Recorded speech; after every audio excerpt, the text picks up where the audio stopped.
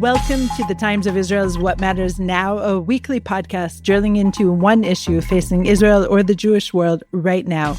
I am Deputy Editor Amanda Borshel-Dan, here this week with journalist, expert in Middle Eastern affairs, and former member of Knesset, Ksenia Svetlova. Hi, Ksenia. Thanks for joining me today. Thank you for having me. Always a pleasure speaking with you, Ksenia. And where am I finding you today? Actually, LA. A little bit far away from the Middle East, but my heart is there. Of course, always.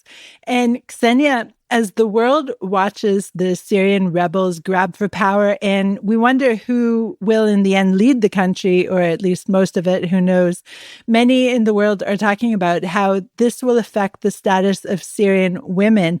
And I suddenly thought about your 2020 book On Heels in the Middle East and how you, as a woman, traveled around the region. And I wanted to discuss this topic with you, specifically how the status of women in our neighboring countries reflects their relative freedom. So I'd like to start with Syria, which basically until now, as I understand it, has had relative freedom for women. Well, let me put it this way. Syria, as one administrative unit, as a country, ceased to exist in 2011. So if you are asking about the last 13 years, then first of all, the situation of all Syrian women was horrific due to war, chaos, and the horrific war crimes that were committed against them, against children, also against some men. And there were relative degrees of freedom if you are talking about specifically wearing headscarves, going out from the house. It really depended on where were you at the same time. If you were in Damascus, perhaps it could be one thing. And if you would belong to elites and so on.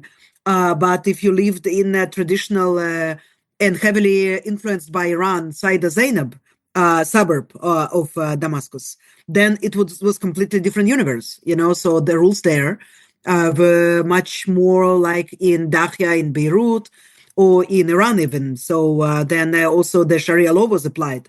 And because of the loneliness of the country, so theoretically Syria was supposed to be a secular state. But of course, due to fragmentation and divisions, and also inability of the regime to control most of the lands. So in many parts, specifically also in Idlib, and also, of course, in the parts that were controlled by ISIS, there were Sharia courts. And there, it depended on the interpretation of Sharia. Of course, the most strict one and the most intolerant one, was in the Islamic State's territories. But also, I can tell you that in areas that were controlled by some of the factions in northern Syria. Also, we heard reports about, attempts of implementation of Sharia and so on. So it was a complex picture. But I can tell you, Amanda, that, I personally visited Syria back in 2006. And also back then, it was before the war, 5 years before the war, I saw in the center of Damascus girls, probably Alawis or maybe Christians, who were dressed completely in a Western fashion. And certainly they did cover the hair and the elbows and knees and all of that. But in some of the quarters of Damascus, traditional quarters, there were also women that wore black from head to toe. So, perhaps, in some progressive reading, you could say, these women just choose for themselves. But we know factually that it's not true. It's not true. It was families that choose for them and their husbands, perhaps, and the society. So, yeah, a complex picture, not black and white. Of course, everything can always deteriorate. It's Murphy's Law for the Middle East. For now, we did not see particular harassing of women. And actually, there are many, many photos of rebels and, women without scarves taking photos together. But, it's too early to draw any conclusions about that. The picture you're painting sounds to me like if you were to look at the legislation in Syria until now, it sounds like women had ostensibly religious freedom, but it really depended upon which ethnicity or which sect of all the different ethnicities they were participating in or born into. Would that be accurate? Yes, and I would add to that that Syria was not a state of law in any kind of way. So legislation was one thing, but the reality was very different. So then again, if you a daughter to an elite family, and you could afford yourself to go to Latakia and bathe in your swimming suit and to travel abroad and, to study what you want and so on. But of course, these freedoms were taken away from many women in many rural areas and in many areas that have been dominated by the Islamists, and also in the areas that were dominated by the regime. Simply, the courts did not function really, and it was a corrupt system. And there were also murders of honor, all of that phenomena also took place in Syria. And then it depended on who pays what kind of bribe to a judge, to an officer, and people got away with murders, with disappearings of girls. And this was, of course, during the last 13 years, but also before that. If you were to look at the region, the Middle East as a whole, which nation, which state would you say has the most freedom for women outside of Israel? Well, traditionally, I would, could tell you that if you are looking strictly at the laws, then Tunisia was really the beacon of freedoms. And it forbade polygamy marriages, for example. And I can tell you that during the Arab Spring, I was in Tunisia. And that as a female journalist, you always think that it would be easier for you to interview women. But it's really sometimes not the case, in the Middle East and the Arab world. They are afraid of exposure. Sometimes they feel uncomfortable if their spouse next to them, and so on. In Tunisia, I never had a problem to find women who would give interviews. They actually saw a microphone and they came to me and they said, listen, we want to talk. We want to speak our mind. And these were also, women with hijab who belonged to Islamist Ennahda party and also secular women, So I would say, legislation-wise, it should be Tunisia. Yeah, but many countries are making progress. And you see how, for example, UAE and Saudi Arabia, actually, I'm not saying that the situation is there perfect, but investing heavily in development of women, elevating some bans that previously existed, So again, Saudi Arabia finally took a leap and allowed women to drive and to travel freely without the permissions of their husbands and their fathers and so on. The UAE actively involves women in every kind of legislative councils and governance and science and army, and whatnot. So there is a progress. The situation is not stagnating. But of course, if you are looking at the so-called black holes of the Middle East, like Libya and Syria, of course, Iraq, there you have deterioration constantly. You think that it couldn't be worse, but actually it can. When the Iraqi parliament discusses marriages of 9-year-old girls, then you say, wow, this is the bottom, that they hit the bottom again. So would you say that Iraq currently is the worst country for women? It's a tough choice. It is a tough choice, because, Iran that always, tries to present this false picture of liberties and yes, and, women are very educated in Iran, which is true, yes, but it's not due to the Ayatollah's, wishes and wills. But if you're looking at the number of female prisoners, executions, and repressive measures towards women protesters, I would say Iran is the worst. It's the absolute worst. Marriages of underage children, girls as young as 9, 10, 11. I'm just, as mother of girls, I'm saying it and I just want to cry because it's unimaginable. It exists also in Iran and it exists in Iraq, and it existed also in refugee camps of Syrian refugees all across the Middle East. I remember stories about women and girls, very young girls, being forced to these marriages. Since 2012-13, the beginning of the war in Syria, and people in dire conditions, unfortunately, they always trade in women's rights and their girls' rights. But again, if you're looking at the book of law, and you would look at the Iranian constitution, for example, there are some bills that are actually, like they defend women and so on, but this is not what happens. They are not materialized, so it's an empty word. How would you rank the Palestinian Authority, for example? Well, I think that in its part that is West Bank, which was certainly better always than Gaza was always more traditional and so on.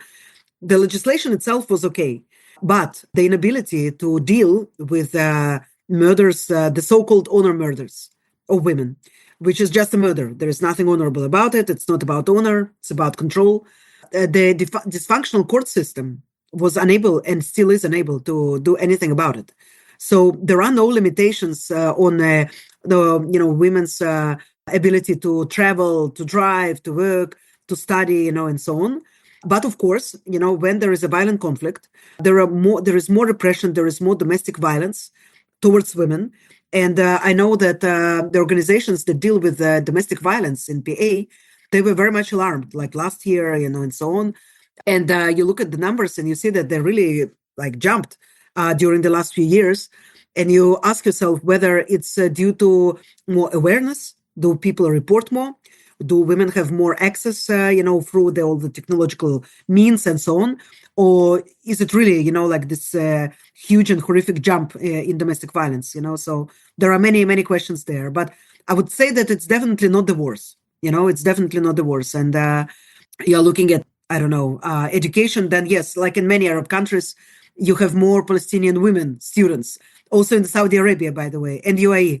You have more female students than men, and also I think that those who pursued PhD and so on, you have at least a parity or something like this, which is amazing. But in many other issues, there is lack of ministers, there is lack of high profile, editors, for example, if you're talking about journalism. There are, though, a lot of journalists. I always encountered many, many Palestinian women journalists. And it seems that this kind of barrier, be exposed, be a broadcast journalist, be in front of the camera, and so on. This is something that a concern that does not exist, So this is something that many women choose as a career path, but not many of them actually make it editor or vice editor. So not many are on top.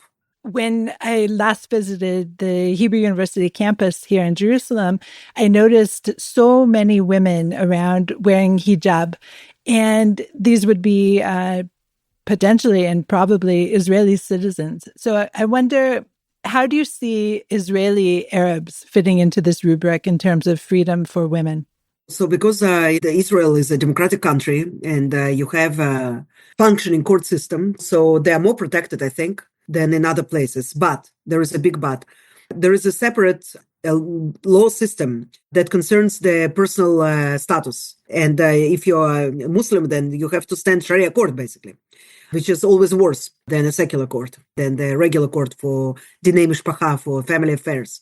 And there it means that, it will depend on who is the man and what kind of, version of Islam he follows and what kind of explanation and commentary, he will choose and so on. And there are always men. I can tell you that now in Morocco, for example, you have more and more women involved in the issue of also being judges and also being able to to give the fatwa, the religious verdict. Okay, so you have women who are mufti. It doesn't exist yet around here. And due to the rise in the violence in general in the Arab society in Israel, it hurts women so much. The majority of the victims, you see that it's women and children unable to, defend themselves, So in this regard, I would say that, there are freedoms, such as, for example, the right for education, the right to work. Most of the women are actually growing numbers. I would not say all, but growing numbers are involved in the working market. But this is due to dire economic situation and the necessity to bring two salaries. But still, when we are talking about the domination of the patriarchy and the inability to fight it in the court of law, the dysfunctional police, of course, adds to that, So there you have deterioration during the last few years. I should note, of course, and Ksenia, I know that when you were a member of Knesset, you fought against Jewish women being under this patriarchy in terms of our religious system here in Israel, because as you noted, for the religious life cycle events, we go through the rabbinate here for Jews, the Sharia law for Muslims, and for Christians, whichever denomination they belong to. And so we too are under the rulings of the male rabbis. All Jewish women are under the rulings of the male rabbis for divorce, for example. And I know that's something you were involved in when you were in the Knesset. Yes, it was very important for me, and is important personally due to my own personal situation, and inability to get a divorce when I wanted it. And then you're basically faced with the system that says to you, well, you don't have equal rights here. Yes, you cannot, for example, divorce when you want to. You have to wait for the spouse, to allow it, to approve it, and so on. And also, I was inspired by stories of many of my friends who fought, and some of them won the Supreme Court, and so on. But the legislation has to change. There has to be separation between the church and state, between the religion and the state in this regard. We were not successful, back then. It's a long-term struggle. But I do hope that in the end of the day, we will get there. And it will improve, of course, the situation of all women in Israel, because they will be equal before the law. And today they are limited by their religious rules, and they do not necessarily believe in this kind of equality.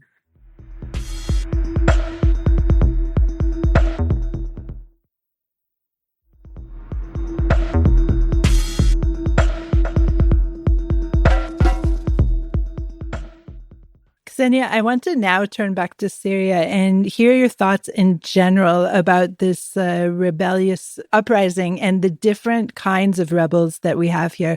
We did a very quick tour at the beginning of the program talking about how they are vis-a-vis women, but now I'd like to hear more generally what your thoughts are. Let's start with the most prominent group, which is, of course, making all the headlines, and, Al-Golani's group. Talk to us a little bit about this. Well, so their beginnings were more than problematic. They used to be called Jabhat al-Nusra. Jabhat al-Nusra was a Syrian branch of Al-Qaeda, and we all know what is the perception of Al-Qaeda and similar radical Islamist groups towards women. They have to be covered from head to toe, they have to be under the male guardianship, and this is the general view of the Muslim Brotherhood, even if they are not Al-Qaeda, so we knew that in Egypt, for example, when the president Islamist Mohammed Morsi was elected, then also, they didn't have enough time, thanks God, but there was plans, of course, to subdue women to more dependency on, males in their family, and so on, in regards to travel also, and it was very dangerous, of course. And we do know that in Idlib, during I would say since 2017, more or less, when this enclave took a form of kind of small autonomy, they introduced in some parts of it Islamic rule, the Sharia, or at least it was the main source for legislation. By the way, also in Egypt, it's the main source of legislation according to the constitution. Okay, so if we are looking at Hayat Tahrir al-Sham, let's compare it to other states around us that also, draw the inspiration for legislation and personal status, especially from the Sharia. So what I can tell you is that they are going through some serious rebranding, and you still unable to tell. I don't know personally whether this is a massive PR attack designed for us, you and me, and people in the West and the decision makers that, for example, considering now to take them out of the terrorist organizations. Okay, because Hayat Tahrir al-Sham is included in this list in the US and in the UN, by the way, as well. So Hamas is not, but Hayat Tahrir al-Sham, yes. Yeah, ridiculous, I know. So, when Giuliani says, well, we will continue to safeguard the rights of the women, and we will not interfere with what they wear. By the way, there are some Syrian channels that claim that they actually never said it. So this is something that is being repeated in the West now. There is a channel that I follow. It's called Halab TV, the Aleppo TV. And they did some research and they found out that there is no source within the rebel media or something like this. I mean, there is not a decree on that, but that actually it was something that was actually associated with some Russian propaganda, some media pages that did that. And, I tried to research, but was unable to actually to get to the bottom of that. So we don't know. But in any case, basically they were not against it. They did not say, they did not denounce it. They said, they didn't say, no, we didn't say it or something like this. But there are also some contradicting news about the new Minister of Justice saying that there will be no female judges anymore. And again, I don't know, this is very hard to tell now. Is it disinformation? Is it Assadist media resources that try to spread it?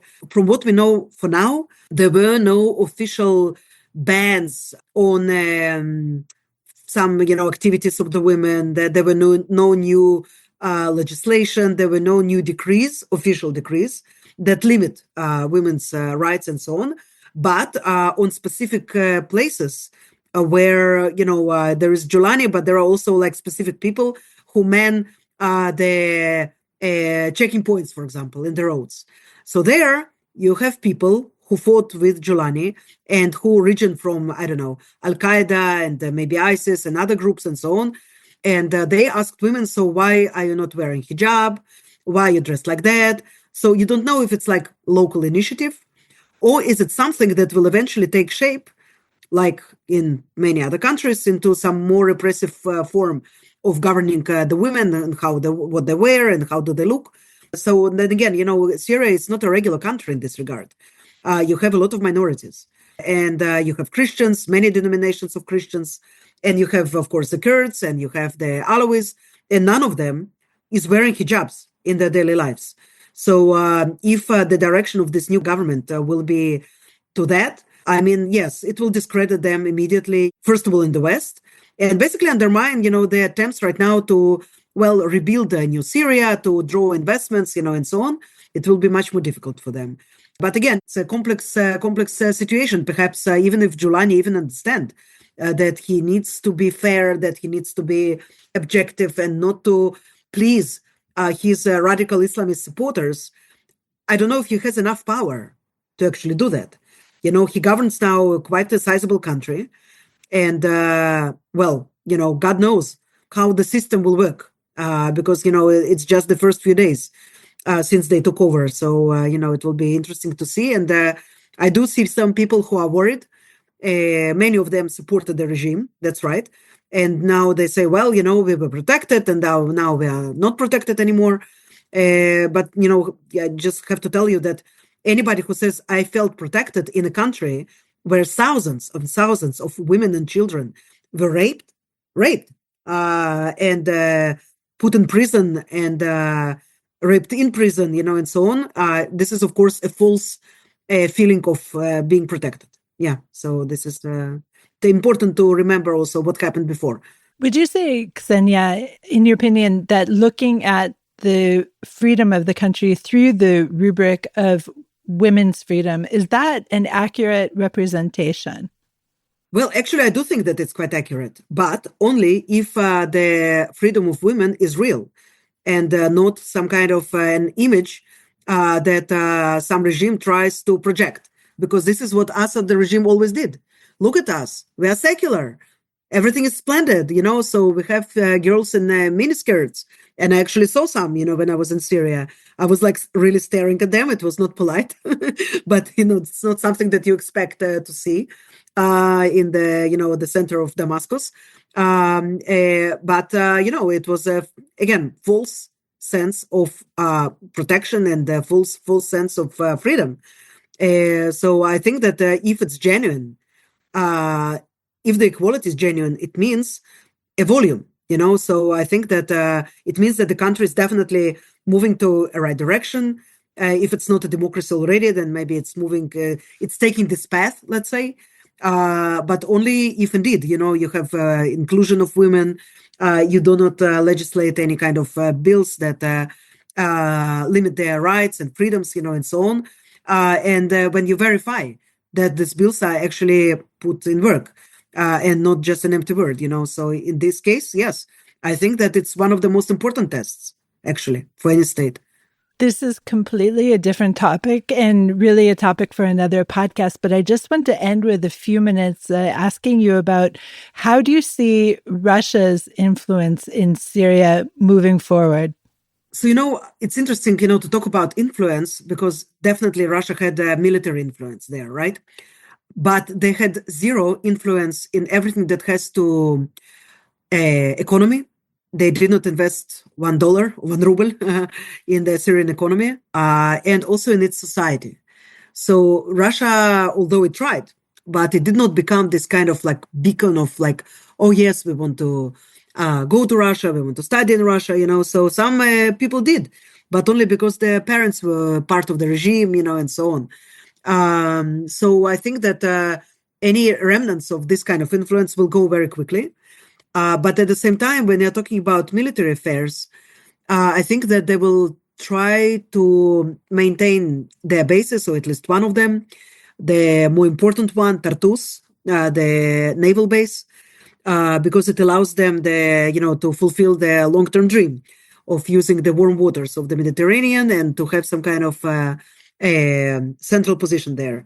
Also, they use Syria as a hub for their African activities. They ship weapons there and so on. And if they will not have this base, they will be in trouble. Yeah. So I'm afraid that they will try to strike this kind of deal with the rebels who need one thing today. They need weapons. They need weapons to secure their control over Syria, which is a violent place. It's a violent place because it's unruled, because you had violent regime for 5 decades. And you do have groups like, not Al-Qaeda, but ISIS. They didn't go anywhere. Donald Trump said that he won over ISIS, and also Vladimir Putin said that, they eradicated ISIS, but ISIS exists. It exists in the Syrian desert, and it actually in the recent months performed more attacks against the Syrian soldiers, and so on.